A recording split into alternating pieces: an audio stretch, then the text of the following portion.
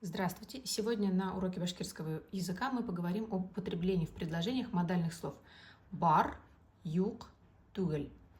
Есть, нет, отсутствует, тугель, отрицание в башкирском языке. В башкирском языке помимо частей речи, аффиксов и частиц есть модальные слова. Модальные слова представляют собой нечто среднее между отдельным словом и частицей. По функции они частицы, а по своей этимологии отдельные слова. Поэтому их выделяют в отдельную группу. К таким словам относятся слова бар, юг, тугель. Модальные слова бар и юг выражают наличие или присутствие, или отсутствие чего-либо, либо кого-либо. Тугель выражает отрицание. Например, минең китабым бар.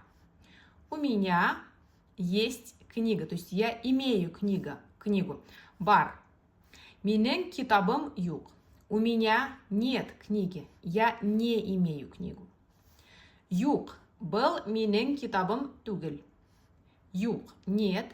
Был. Это не моя книга. Мансур Өфөнәнме? Эйе, Мансур Өфөнән. Мансур из Уфы? Да, Мансур из Уфы. Азамат мәктәптәме? Юк, Азамат мәктәптә түгел. Азамат в школе? Нет, Азамат не в школе. Слова бар и юг в башкирском языке могут использоваться в конструкциях, обозначающих местонахождение предметов в пространстве. Для того, чтобы сообщить о местонахождении какого-либо предмета, где-либо в башкирском языке используются конструкции типа «Üstelde китап бар». На столе есть книга.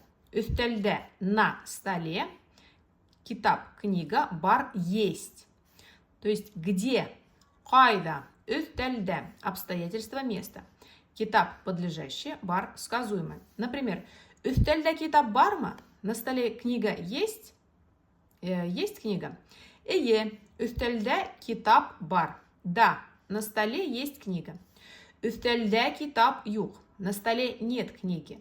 В данных примерах слова бар и юг употребляются в качестве сказуемого. Предложения, сказуемым которых являются слова бар и юг, представляют собой один из типов башкирского простого предложения.